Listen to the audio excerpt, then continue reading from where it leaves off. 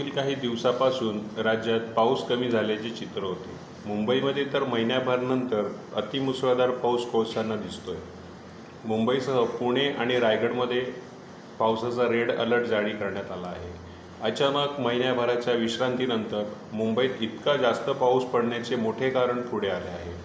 पुढील 2-3 दिवस अतिजोरदार पावसाची शक्यता वर्तवण्यात आली असून घाट भागात ऑरेंज अलर्ट जारी करण्यात आला आहे।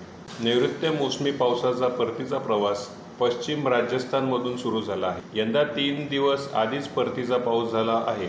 दरम्यान चारही विभागात पुढील 2-3 दिवस मेघगर्जना आणि सोसाट्याचा वाऱ्यासह अतिजोरदार तर काही ठिकाणी जोरदार पावसाची शक्यता वर्तवण्यात आली आहे। मुंबईत इतका जास्त पाऊस पडण्याचे मोठे कारण असून बंगालच्या उपसागरात कमी दाबाचा पट्टा निर्माण झाल्याने मुंबईसह राज्यात पाऊस कोसळतोय। मुंबईत पुन्हा एकदा पावसाने दमदार हजेरी लावली आहे। पुढील 3 तासासाठी मुंबई, ठाणे आणि रायगडमध्ये जोरदार पावसाचा इशारा देण्यात आला आहे।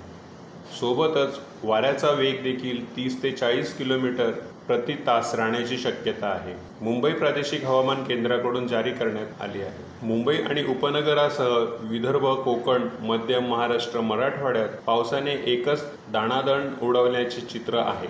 मुंबईमध्ये मध्यरात्रीपासून जोरदार पावसाला सुरुवात झाली असून हवामान खात्याने आज मुंबई आणि उपनगरासाठी येलो अलर्ट जारी केला आहे, तर रायगड जिल्ह्याला सुद्धा ऑरेंज अलर्ट देण्यात आले आहे। सकाळपासून आकाशात ढगाळ वातावरण असल्याने संभाव्य अलर्ट लक्षात घेता नागरिकांनी खबरदारी घेण्याच्या सूचना प्रशासनाकडून देण्यात आल्या आहे। कोकणात पुढील 4 दिवस मुसळधार कोसळणार आहे।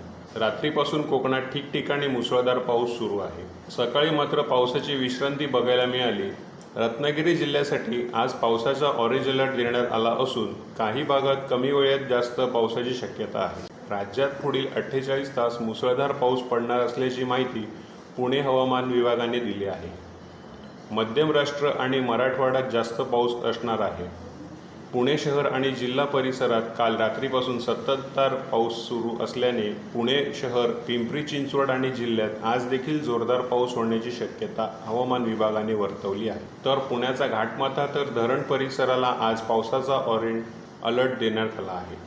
अंबड व घनसावंगी तालुक्यात 6 मंडळात झाली अतिवृष्टीची नोंद। अतिवृष्टीमुळे अनेक ठिकठिकाणी खरीप पिकांसह फळबागा पाण्याखाली गेल्या आहेत। Bureau news, Kokanshahi, Mumbai.